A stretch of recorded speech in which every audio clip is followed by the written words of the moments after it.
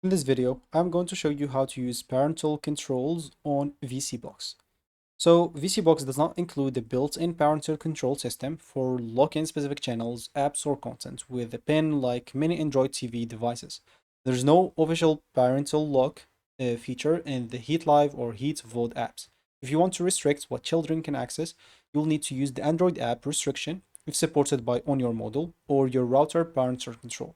So the first option is to check the Android security settings. On your VSeeBox, you can open the settings, go to security or apps if available, then check whether your model includes an app restriction or parental settings. Some Android-based TV boxes include these features, but availability will depend on the software version.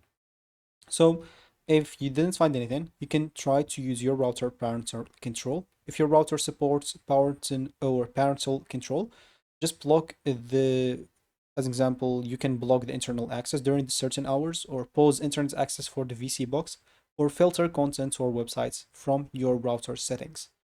And of course, this is the most reliable way to limit access. The third option is basically removing or hiding apps.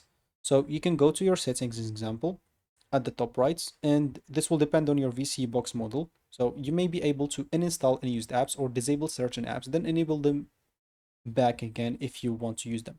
So if you want to disable them, you'll have to click on settings, click on applications, see all applications, go to the application that you want and click on disable.